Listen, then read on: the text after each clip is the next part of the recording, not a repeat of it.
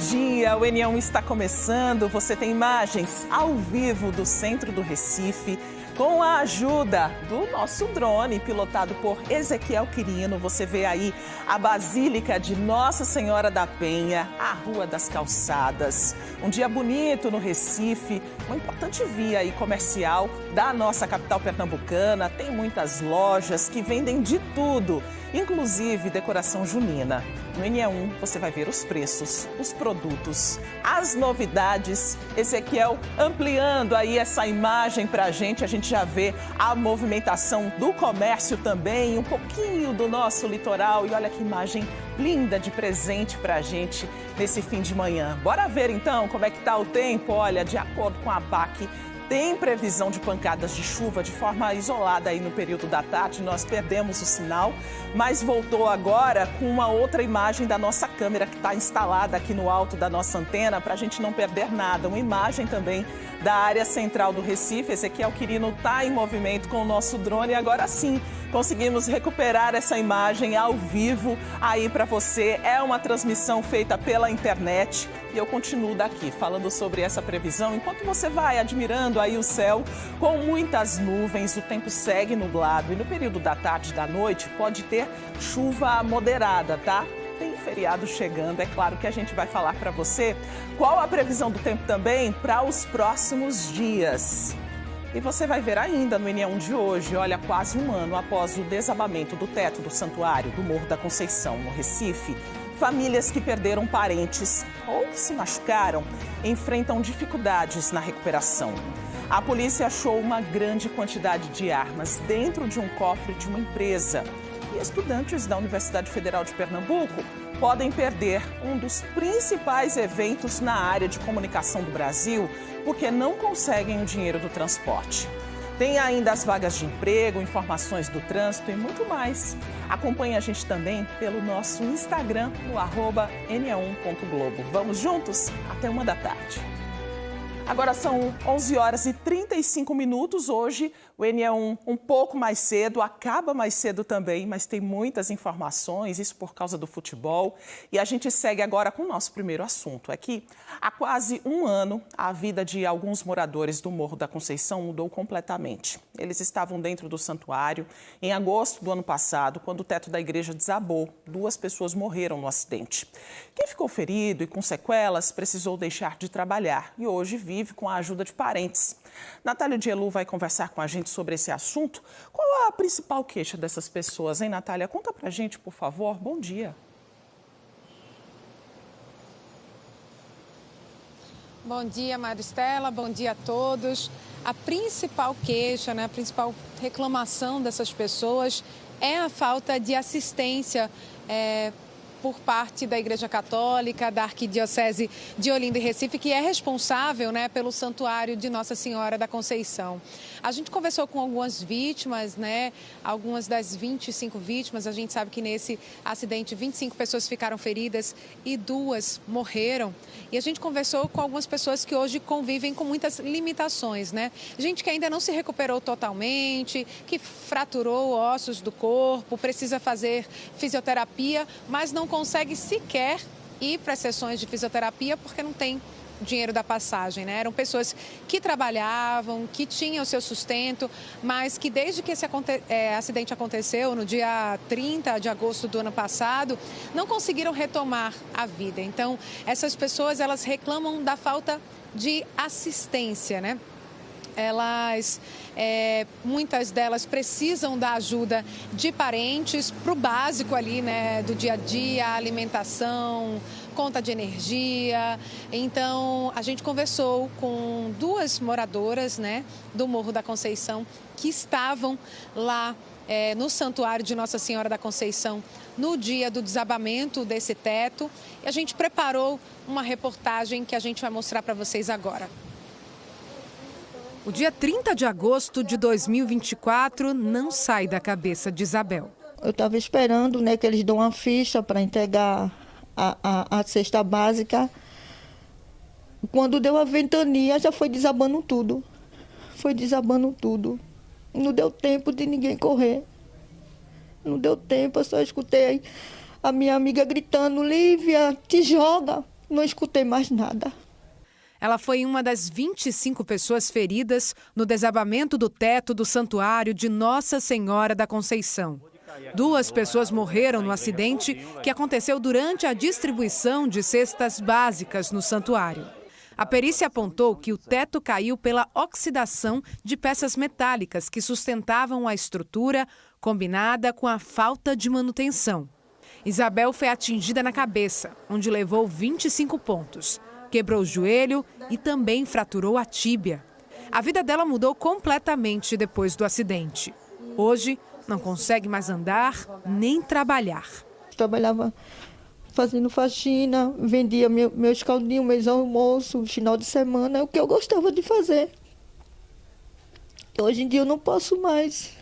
O Santuário de Nossa Senhora da Conceição foi oficialmente entregue no dia 20 de maio, depois de um trabalho de restauração que durou 220 dias. O investimento foi de R$1,5 milhão do governo do estado. O santuário está pronto, reformado, mas as vítimas do acidente reclamam da falta de assistência da Igreja Católica, especificamente da Arquidiocese de Olinda e Recife, responsável pelo santuário. Tassiana tem 50 anos. Ela cresceu aqui, no Morro da Conceição. Mas caminhar pelas vielas e escadarias do bairro ficou muito difícil. Ela quebrou o tornozelo no acidente. Teve que fazer uma cirurgia para colocação de placas e pinos. Hoje convive com as dores e as lembranças de um dia que parece não ter acabado. Quando eu estava lá pegando a cesta básica, aí caiu o teto solar na minha cabeça. E eu me joguei. Quando eu me joguei, o tornozelo estava quebrado e o galo na minha cabeça. Foi uma agonia tão grande, meus filhos gritando. Tassiana precisa fazer fisioterapia, mas não tem dinheiro nem para passagem. Ela vivia de bicos em faxinas, lavagem de roupas, mas hoje mal consegue ficar em pé e não pode trabalhar. Eu lavava roupa, eu ajudava a pessoa a lavar um prato, arrumar uma casa. E eu ganhava um trocadinho para sobreviver, né? Graças a essa basquete que eu ganhava no morro mesmo, aconteceu esse negócio. Agora não tem mais como trabalhar. Ela disse que desde o acidente não recebeu nenhum tipo de ajuda dos representantes do santuário, nem da arquidiocese. Meu filho me dá alguma coisa, minha mãe me ajuda alguma coisa, meus irmãos, eu vivo assim, dos outros. Assim como Isabel e Tassiana, outras vítimas buscaram ajuda da justiça. Muito deprimida com tudo isso, porque eu não tenho ajuda de nada. Né? Quem me ajuda é minha filha, né? E os vizinhos que estão me dando apoio. E a igreja não resolveu nada sobre isso, nem pelo menos chegar na nossa casa para saber como a gente está.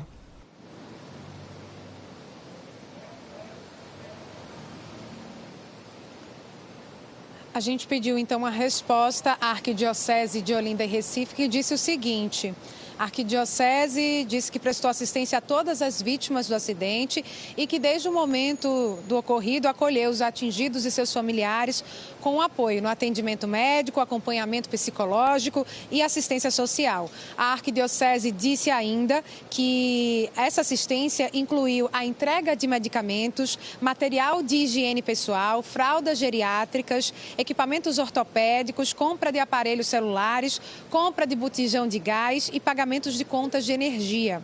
Ainda de acordo com a Arquidiocese, muitos dos atendimentos, especialmente os médicos, foram realizados em parceria com o governo do estado e a Prefeitura do Recife. A Arquidiocese disse ainda que reitera seu compromisso cristão com a vida e com o cuidado e acolhimento ao próximo, permanecendo à disposição para qualquer esclarecimento para continuar apoiando os afetados neste momento difícil. A gente lembra que o inquérito que investigou a queda do teto foi concluído pela Polícia Civil no fim do ano passado, né? E encaminhado ao Ministério Público de Pernambuco. Nós procuramos o Ministério Público de Pernambuco para saber se esse caso foi encaminhado à Justiça, mas a gente ainda não teve uma resposta. No inquérito policial, 4 pessoas da empresa que fez a instalação de placas de energia solar foram indiciadas. E agora há pouco chegou também uma nota da Secretaria de Saúde que esclareceu que as unidades básicas de saúde não ofertam serviço especializado de fisioterapia. A população precisa ser encaminhada por um profissional da atenção básica para ter uma solicitação de atendimento especializado via Central de Regulação do Recife. Essas são as respostas, Maristela. E a gente segue acompanhando como fica a assistência para essas pessoas, né, Natália? Vamos seguir com informações do trânsito. Nós temos imagens para você da Rua Acre, ao lado ali do Mercado de Afogados, no Recife. Tem uma movimentação muito intensa aí nessa área. Há pouco teve correria, nós vimos que a polícia estava no local, não dá para saber exatamente o que aconteceu, mas nós estamos tentando apurar. A gente percebe um veículo grande passando por aí, uma confusão, inclusive agora no meio da rua, as pessoas brigando, se agredindo. A gente está registrando isso ao vivo em uma das câmeras de trânsito aí dessa região. Muita confusão, a gente está tentando descobrir daqui o motivo dessa briga e apurar todas as informações. A gente percebe que a polícia já está no local, tentando acalmar os ânimos. É uma área muito movimentada de trânsito, de comerciantes também, por causa do mercado público. Inclusive, nós recuperamos essa imagem, tá? São imagens de agora há pouco, estão trazendo essa informação aqui pra gente. A nossa equipe está ligada em tudo, apurando essas informações e nós recuperamos o que aconteceu agora há pouco. Agora sim, imagens ao vivo do local para você. A confusão terminou, a gente só observa mesmo a movimentação do trânsito, trânsito bem intenso. Agora 11 horas e 44 minutos, uma área de comércio, o mercado público aí bem pertinho. A gente não sabe o motivo da confusão, mas pelo menos nesta imagem que a câmera mostra para a gente não vê mais nenhum tumulto aí na região. O NE1 circulando, registrando tudo para você ao vivo por meio das câmeras de trânsito também. E vamos seguir com outras informações, imagens agora para você da área central do Recife. Agora a gente mostra a Avenida Dantas Barreto, aqui na capital pernambucana, imagens de Ezequiel Quirino, do nosso drone. Trava um pouquinho, tá, gente? Porque é uma imagem da internet, né? Uma transmissão feita pela internet, mas agora sim a gente consegue observar aí a movimentação, né? No centro da capital pernambucana, muita gente que pega ônibus aí nessa região, os pedestres caminhando, agora nesse fim de manhã, muita gente esperando aí da meio-dia, seguir para os compromissos da hora do almoço, mas sem grandes complicações no trânsito, trânsito livre para o motorista que está passando aí na região, e a gente ganha essa imagem aí do alto do nosso drone pilotado por Ezequiel Quirino. Vamos seguir com outros assuntos. Olha, a polícia prendeu um homem acusado de estupro. As vítimas são 2 crianças.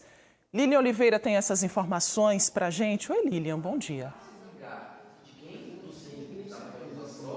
Bom dia, Maristela. Para você e para todo mundo que está acompanhando, são 2 crianças de 6 e 8 anos. Esses crimes aconteceram em Camaragibe. Eu estou com o delegado responsável pela investigação, que é o Franklin Soriano, para falar um pouquinho mais desse caso. Delegado, muito boa tarde. Como é que vocês descobriram isso, né? Como é que esse caso veio à tona?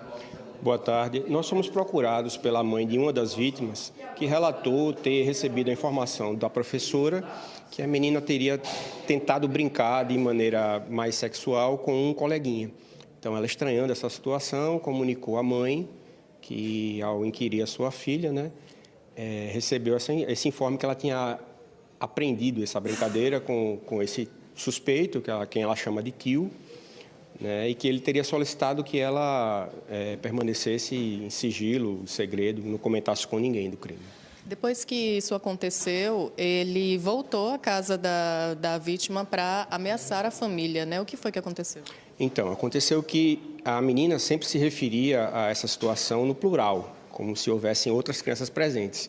Então, apareceu uma segunda vítima, né, que também fez a denúncia, e a mãe também, tanto em conversa com a mãe como na escuta especializada, ela confirmou os abusos. E, a partir dessa segunda denúncia, ele teve novamente no condomínio e passou a ameaçar a família da segunda vítima, né? Ameaçar de morte, ao que um outro condômino interveio e foi agredido, né? Teve a sua perna quebrada, o nariz fraturado, também foi ameaçado, né? E logo após esses fatos, o investigado se evadiu. Então, a gente teve que representar pela sua prisão preventiva, né? Conseguimos obter esse mandado de prisão preventiva e demos cumprimento na segunda-feira à tarde agora, na cidade de João Pessoa, onde ele já se encontrava. Ele foi preso, continua preso, né? Como é que as vítimas eram atraídas, delegado? Ele gozava da confiança de familiares, né? E por ser vizinho, por ter o mesmo ciclo de convivência e também por ter uma filha da mesma idade. Então, havia essa confiança e ele, a partir daí, conseguia ficar sem vigilância com as crianças. Delegado, os detalhes foram passados aqui para a gente, né? Um pouco antes, na coletiva de imprensa, o senhor falou que há 2 anos ele registrou um boletim de ocorrência de difamação. O que falava esse boletim, né? Em que situação isso aconteceu? É importante ressaltar também que essas investigações ainda estão em andamento. Mas ao dar buscas, né, sobre a pessoa dele, até na tentativa de cumprir esse mandado de prisão preventiva, nós verificamos que ele já tinha procurado, há cerca de 2 anos atrás, a Polícia Civil e registrou uma ocorrência de difamação pela prática do mesmo crime. Ou seja, uma outra mãe teria o acusado de prática de estupro de vulnerável e ele procurou a delegacia se queixando disso. O que, como eu te falei, as investigações ainda estão em andamento, mas é um elemento indiciário, né, que ele já é acusado dessa prática mais de uma vez. Delegado, só para a gente fechar, a importância dos pais ficarem atentos, às famílias e também do ambiente escolar, né? Porque isso foi percebido por uma professora que falou com os pais e que gerou toda essa denúncia e culminou na prisão dele.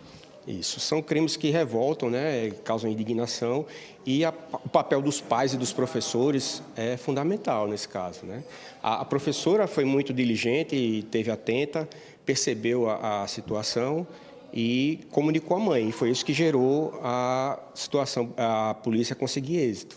Delegado, muito obrigada pelas informações, por isso que é importante, né, ficar atento ao comportamento da criança, porque qualquer mudança pode indicar alguma coisa mais grave. Maristela.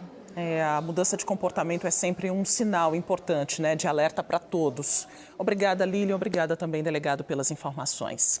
E no N1 de ontem, vocês conheceram a história de Dona Cristina, uma mãe atípica que busca ajudar outras mulheres que enfrentam a mesma realidade dela.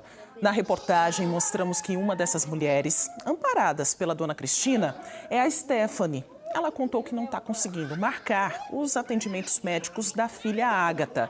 De acordo com Stephanie, a filha precisa de psicólogo, fonoaudiólogo, psiquiatra, mas aguarda há anos a marcação dessas consultas. E a única resposta que ela tem da Secretaria de Saúde do Recife é que ela deve aguardar um retorno pelo portal Conecta. Só que a confirmação da consulta não chega, segundo ela. Claro que nós fomos em busca de uma resposta e a Prefeitura do Recife informou que Ágata, filha de Stephanie, teve consulta no psiquiatra no dia 11 de abril deste ano e que atualmente está na fila de espera para uma nova consulta com o psiquiatra e também com o neurologista. A Prefeitura disse ainda que só depois que Ágata passar pela avaliação global é que será verificada a necessidade de marcação do fonoaudiólogo e também de um psicólogo. Mas Stephanie também está à espera da data dessa avaliação global. Enquanto isso, Ágata segue sem o tratamento fonoaudiológico e também terapêutico. Claro que a gente vai continuar acompanhando essa queixa da Stephanie.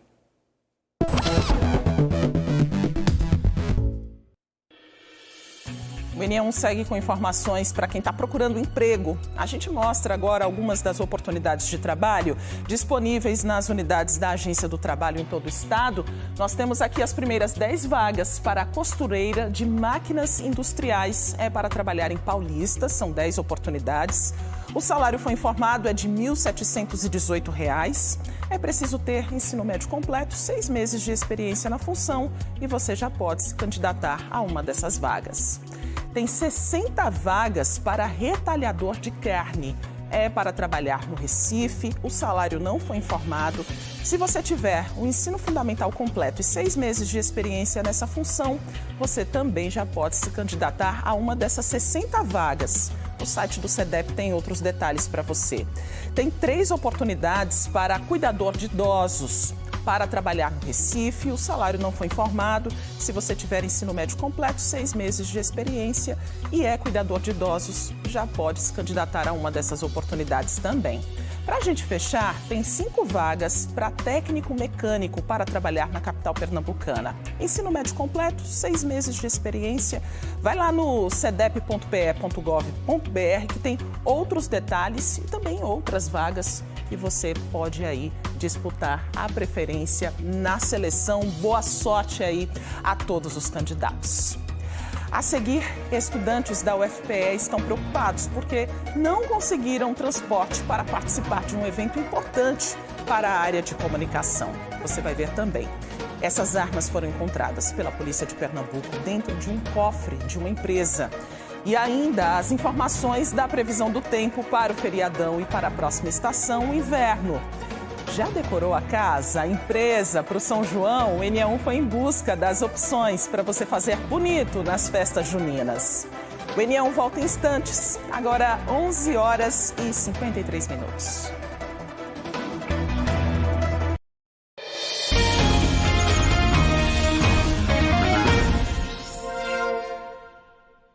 NE1 de volta e a gente fala agora sobre a aflição de estudantes de comunicação da Universidade Federal de Pernambuco, a UFPE. Eles reclamam da falta de apoio da universidade para que eles participem do Intercom Nordeste, que é um dos maiores eventos da área. O Intercom, começa na próxima semana em Fortaleza e até agora eles não conseguiram transporte para chegar lá. Alice é aluna do 6º período do curso de Publicidade e Propaganda da UFPE. Ela está na reta final da graduação e nunca participou do Intercom Nordeste. O Intercom representa, assim, tudo nessa reta final da faculdade. Uma experiência realmente rica, sabe, participar do Intercom e ter isso no meu currículo acadêmico. Eu fiz um trabalho que foi aprovado, inclusive está concorrendo, está como trabalho finalista. A minha professora, que é a minha orientadora, ela disse que pode ser o trabalho vencedor. Ela acredita nisso e eu também acredito. E eu acho que ia ser muito gratificante para mim ganhar esse prêmio, porque eu vou estar representando a Federal. O Intercom Nordeste vai acontecer na Universidade Federal do Ceará, em Fortaleza, entre os dias 24 e 26 de junho. O evento vai reunir pesquisadores, estudantes e profissionais de comunicação, mas muitos universitários aqui da UFPE que tiveram trabalhos aprovados no Congresso não sabem se vão conseguir participar pela falta de transporte.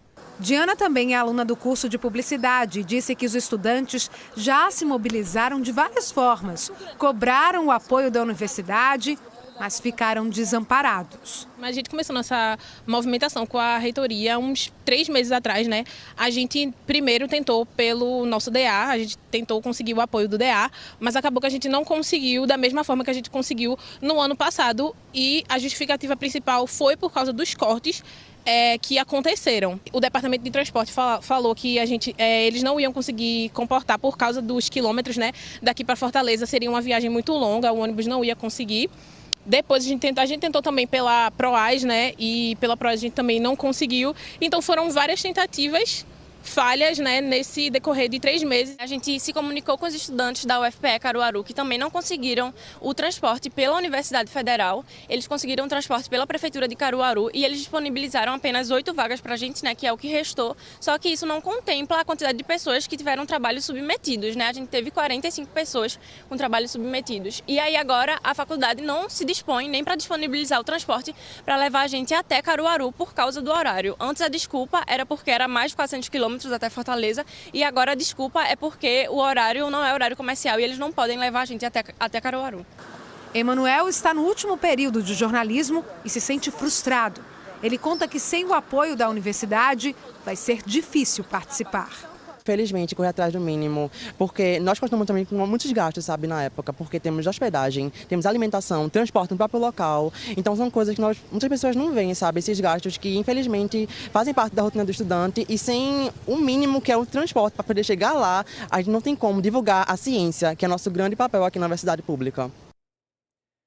Nós entramos em contato com a UFPE para saber sobre a possibilidade de disponibilizar o transporte para os estudantes. A universidade disse que tem todo o interesse e o compromisso com a formação dos seus alunos e que considera eventos como este fundamentais para a construção dessa formação. Mas que, neste momento, a instituição não tem recursos para custear o transporte até Fortaleza. Informou ainda que tentou parceiros externos, mas não conseguiu. A falta de verba foi a mesma justificativa para não disponibilizar transporte até Caruaru. Ontem, aqui no NE1, você viu a rua C2, na primeira etapa de Rio Doce. Um buraco gigante que seria de uma obra está atrapalhando a vida de todo mundo que mora ou passa pela rua. Nós procuramos a Prefeitura de Olinda, que disse que está fazendo um serviço para melhorar o sistema de drenagem do local e que, devido à chuva, o trabalho precisou ser interrompido e que até o fim deste mês de junho deve retomar as obras. A Prefeitura de Olinda falou de chuva, né? E este é o nosso próximo assunto. Amanhã é dia de Corpus Christi e algumas pessoas já estão de folga. Para outras, a folga começa um pouco depois, no fim de semana, e segue até o feriadão de São João. Tempo bom, né? Para passear, visitar amigos, parentes em outras cidades, estados. Por isso está todo mundo querendo saber como fica a previsão do tempo para os próximos dias. Natália Dielu vai responder para a gente, porque o inverno já começa essa semana e ele já vem com chuva, Natália, ou não?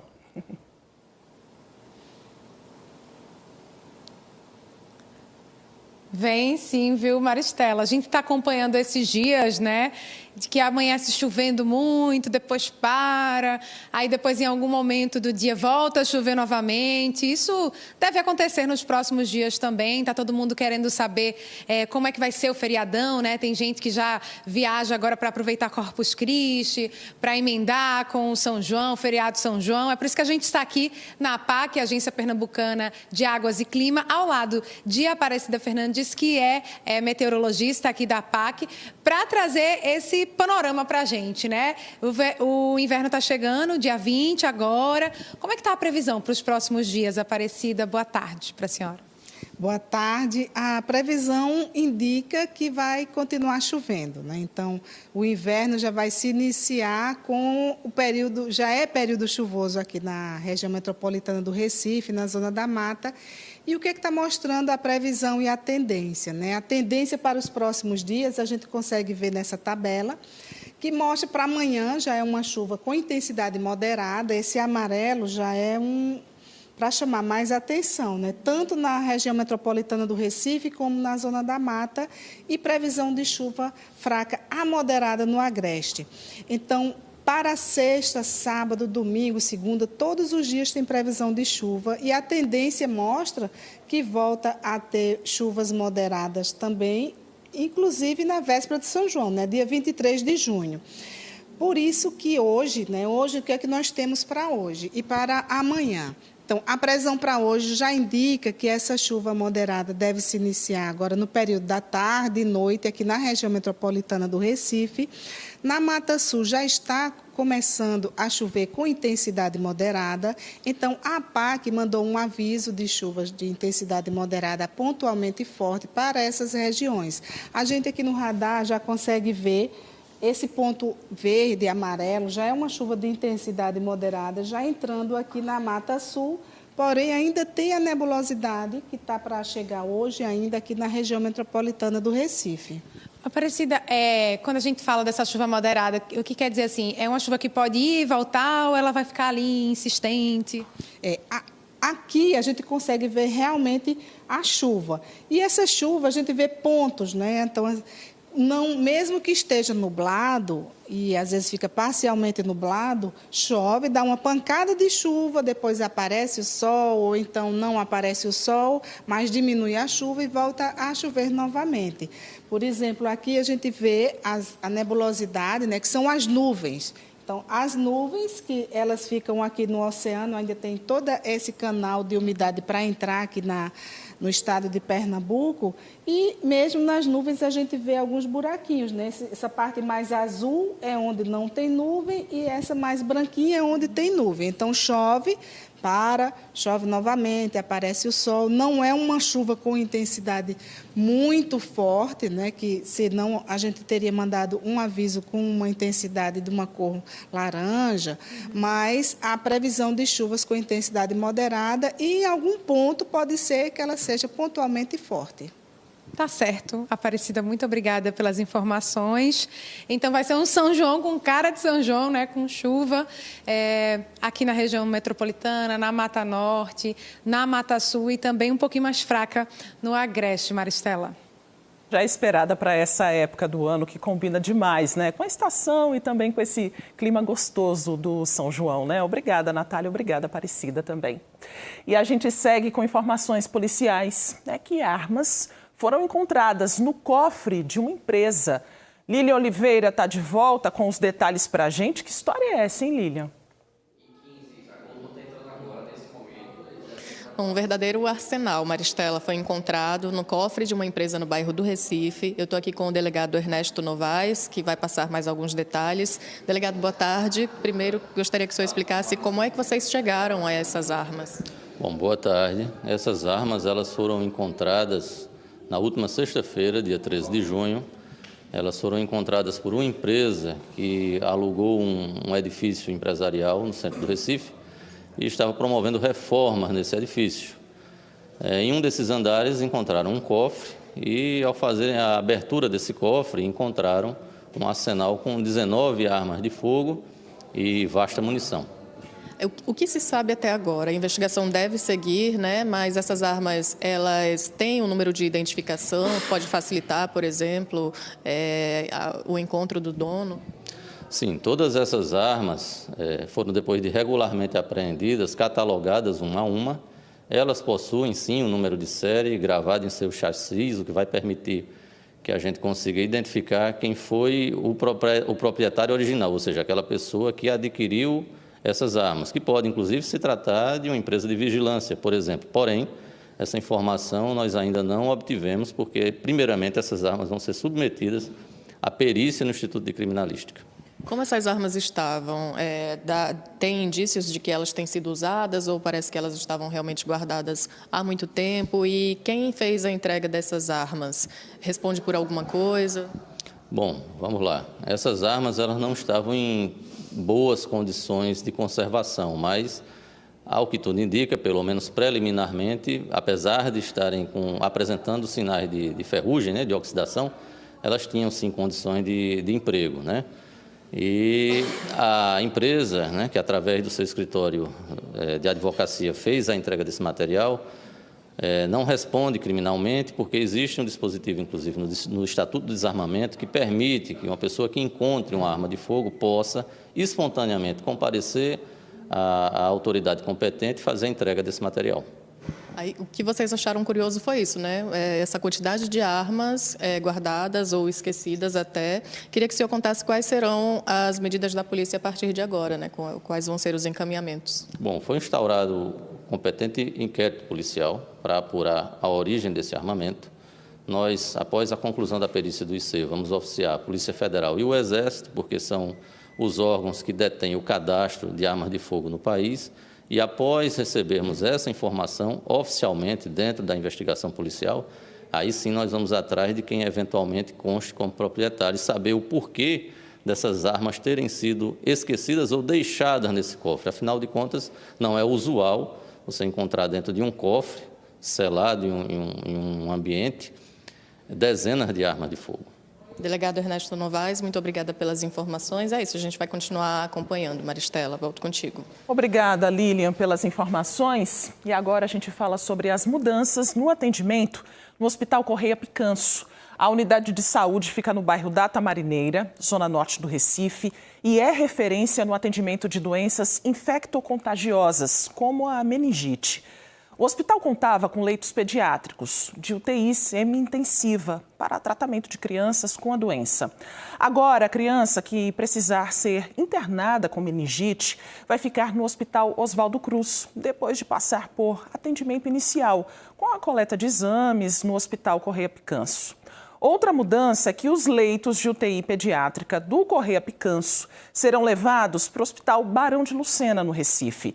A decisão foi tomada para ampliar a internação de crianças que precisam de UTI por causa de síndromes respiratórias agudas graves. Até o momento, são 85 crianças na fila de espera por uma UTI pediátrica para essas doenças respiratórias.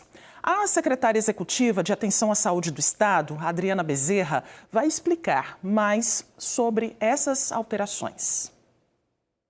O Hospital Correia Picanço, ele era uma UTI de média complexidade, né? E quando a gente trata de uma UTI de média complexidade, no caso de síndrome respiratória aguda, a gente não tem lá no Correia Picanço a complexidade, né, de especialidades pediátricas que a gente tem, por exemplo, no Barão de Lucena, que já é uma unidade de referência na área. Então, a gente automaticamente transfere esses profissionais para o Barão, porque a gente precisa ampliar esses leitos para 10, né? Além de que a gente tem toda a retaguarda de profissionais qualificados no Barão para a linha de cuidado da pediatria. A equipe da UTI pediátrica do Correia Picanço, ela está sendo transferida de forma provisória para a UTI do Barão de Lucena, né, considerando que a gente vai ampliar para 10 leitos. E no Correia Picanço a gente só tinha 5 leitos. Né? Então a gente passa a adequar e a ampliar isso, considerando hoje que a gente está numa curva crescente do número de crianças com síndrome respiratória aguda grave. Tanto o Correia Picanço como o Hospital Barão de Lucena são hospitais regulados, com a porta regulada. Né? Isso quer dizer que esse paciente ele vai para a unidade de pronto atendimento com os sintomas dele e, na medida que é suspeito de meningite, ele é automaticamente regulado por essa unidade para o Correia Picanço para colher e fazer todos os exames diagnósticos para fechamento de diagnóstico de meningite.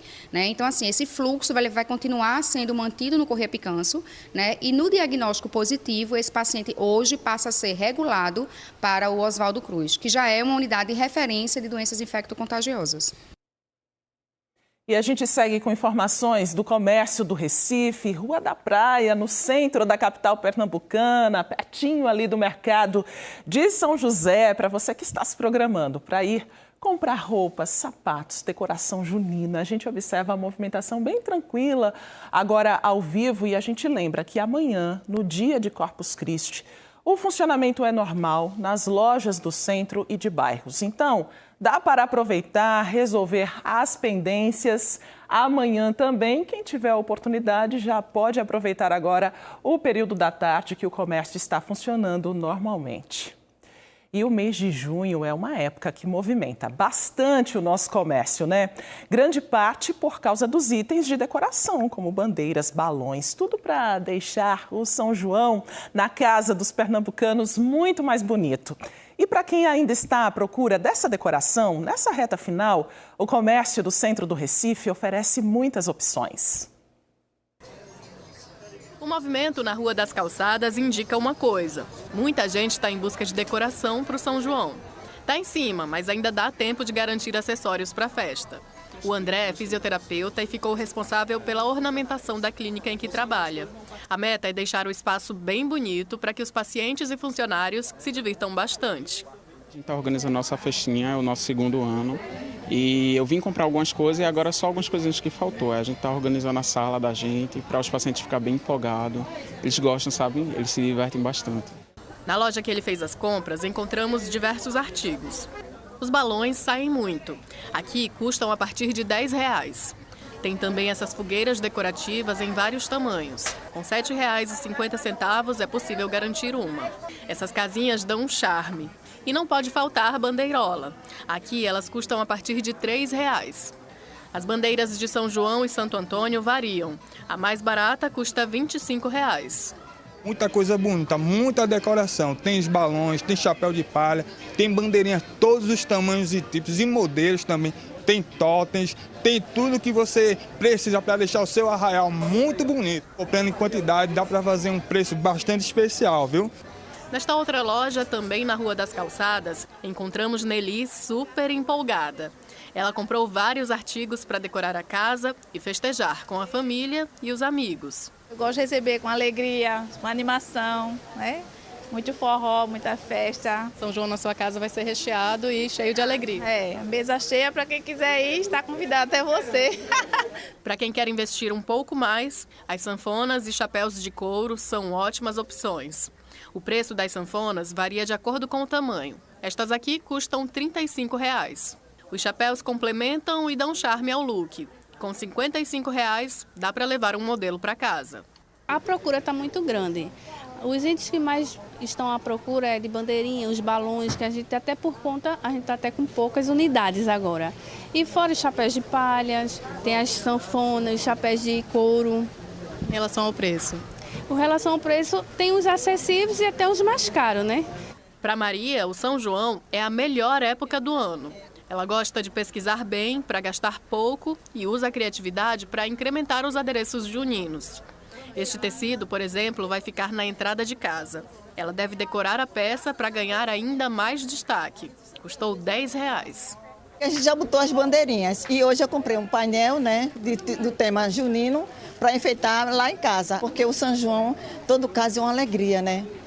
Ou não, mas é uma alegria para todos nós. A gente nordestino tem que ter essa garra, porque se não tiver, não tem ninguém, né? Então a alegria, São João, alegria, alegria, alegria. É verdade. O NA1 segue em clima de São João. Bruno Fontes fala com a gente agora, direto do bairro do Ibura. Ele está acompanhando um projeto que leva a cultura popular junina para 150 escolas públicas de Pernambuco. É o Brincantes nas Escolas. Conta mais pra gente e mostra também, porque a festa já está acontecendo, né, Bruno? Boa tarde para você. Oi, Mari, boa tarde para você, boa tarde para todo mundo. Os brincantes, eles estão chegando agora, houve um atraso. Aí, por enquanto, alguns professores daqui de Educação Física estão já agitando os meninos da Escola Antônio Farias, que fica aqui na UR2. Estão chegando exatamente agora, estão vindo do Rio Doce, os brincantes é Explosão Junina. E, por enquanto, eles vão dançando com os alunos e daqui a pouco começa a apresentação.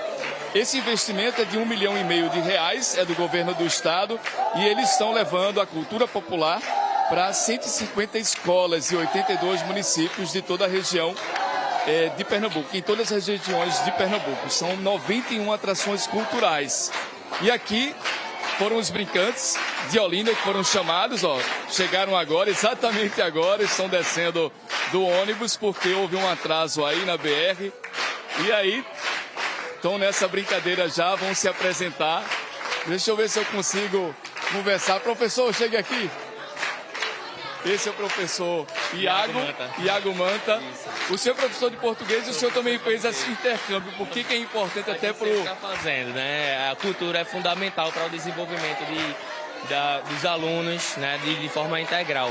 Traz eles senso crítico e conectar eles com a nossa cultura, né? A cultura da nossa terra. É fundamental para...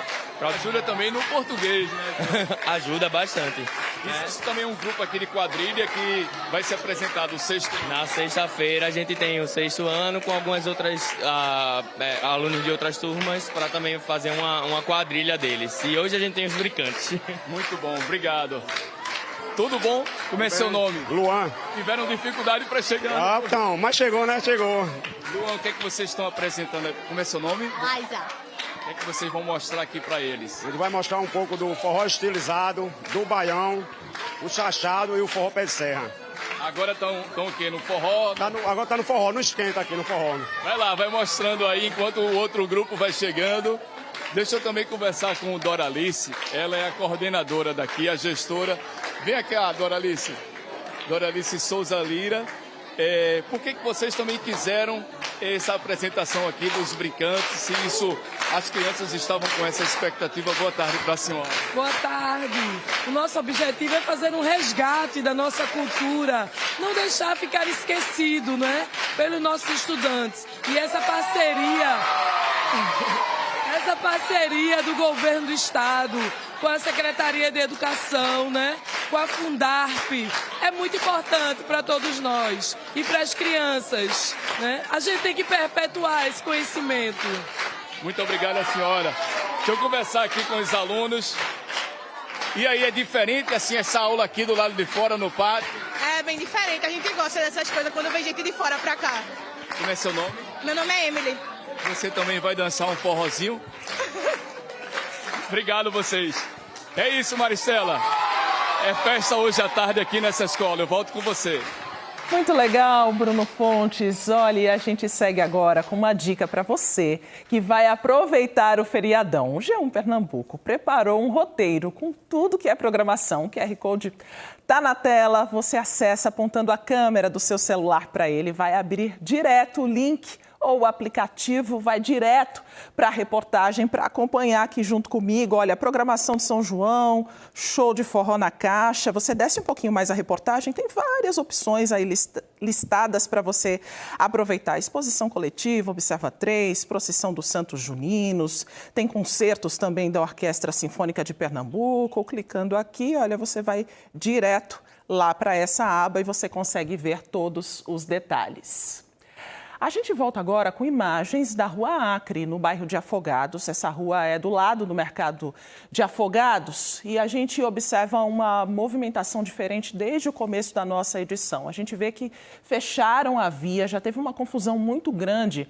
Aí no fim da manhã, depois das 11h30 da manhã, nós registramos essas imagens por meio das câmeras de trânsito e a gente observa, inclusive, desde o começo da edição, que os ânimos estavam muito exaltados, a polícia estava no local. Agora a gente observa essa movimentação mesmo do fechamento da via. Então, para você que está circulando aí na região, fica o alerta, essas imagens são ao vivo, tem uma movimentação muito intensa nessa área, exatamente por causa do comércio, do mercado público, de carga e descarga de materiais e também de muitos veículos que passam aí na região, mas a via está interditada e nós estamos apurando, inclusive com a Polícia Militar, o que está acontecendo e o que está motivando esse protesto aí na região. Por enquanto, olha, a gente volta a falar agora com Natália de Elu, porque tem alerta de chuva de moderada a forte. O alerta chegou agora há pouco, né, Natália? A gente vai atualizar para vocês, que é um alerta para hoje, né? Estamos ao lado de Aparecida Fernandes, meteorologista aqui da APAC, Agência Pernambucana de Águas e Clima. Explica para a gente, Aparecida, o que é esse alerta. Hoje a APAC enviou um aviso, né, um aviso de observação, que são chuvas acima de 30 milímetros. Então, a APAC enviou um aviso de chuva moderada, potencialmente forte, para a região metropolitana do Recife e para a zona da Mata. Para o Agreste, essa chuva é de intensidade fraca a moderada. Essas chuvas elas devem ter uma intensidade mais forte, principalmente no período da madrugada e no início da manhã. No caso, amanhã no feriado, a gente já falou um pouco, né? Mas dia 20 mesmo é que começa oficialmente o inverno. Como é que vem esse inverno esse ano? O inverno já faz parte do período chuvoso daqui da região metropolitana do Recife, zona da Mata. Então, quando inicia o inverno, já é período chuvoso, né? Então, a tendência é que tenha o início do inverno com chuva e no final do inverno as chuvas, há uma diminuição dessas chuvas. Certo, muito obrigada, Aparecida. Maristela.